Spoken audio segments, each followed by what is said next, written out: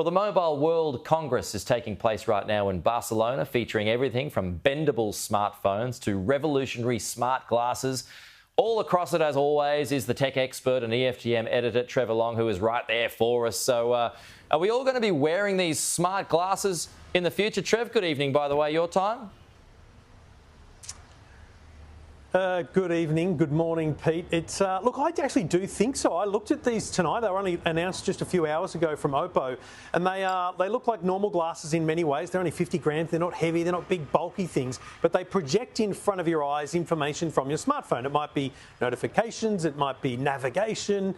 Any number of possibilities. But the fact that they were so light and simple and not really a crazy product made me think this is potentially where this technology could go. So I love the idea of it, and I think that it's something that we'll explore over the years ahead, especially if you look at Apple getting into it and all that kind of stuff. Yeah. So, I wonder, I mean, because there's the goggles about as well at the moment. I wonder if that's going to be a distraction, though, for people who might be, I don't know, driving or even skiing down a mountain. Is there going to be too much information for you and ends up being a distraction and end up crashing? That's exactly why I think the glasses is the better option to the goggles, because the glasses are just a matter of, there's a new message, fine, press a button or just speak and reply. So look, I don't think you should be wearing them while you're driving, but walking down the street, better way to stay aware of your surroundings than looking at your smartphone. Okay. Hey, Samsung has a very unique new health and sleep tracker.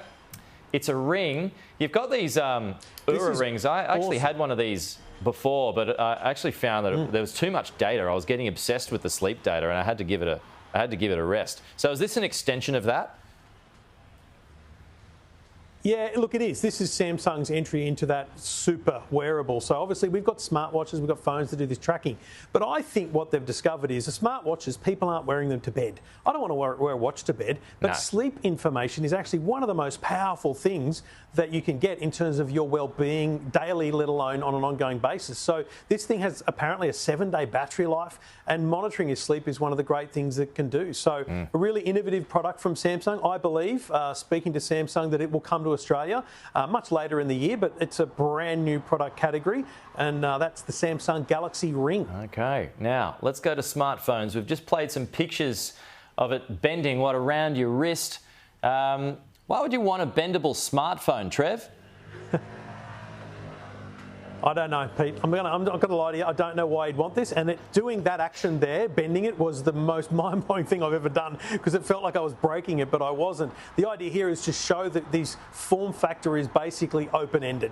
We could have this just sitting on your desk for notifications. You could clasp it to your wrist as a smartwatch alternative. It's really just a proof of concept from Motorola to say, hey, look what we can do. And it kind of shot across the bow to the other manufacturers, considering that Apple hasn't shown anything other than a flat, normal smartphone. And we've got Oppo, Samsung, and many others like Motorola doing these flip foldable phones. This is just another shot across the bow to say we can do something that you never thought imaginable. Okay, so this show is normally all about new mobile phones. So what have you found? Not many, to be honest. There's a couple of things I learnt that I can't talk about for a few months, but this is the new Oppo Reno 11. This will come to Australia very soon. Big cameras, look at that. And Pete, I've got one that I can't show you. I don't know what the phone's going to look like, but this is the hint.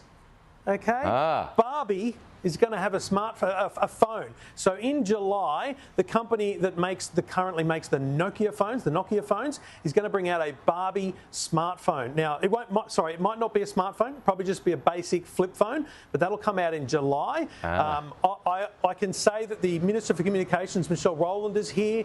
Vicky Brady from Telstra is here. Maybe they're here to do the big deals around the Barbie phone, or maybe they're here to talk about policy and all those boring things. But the Barbie phone coming in July. Okay.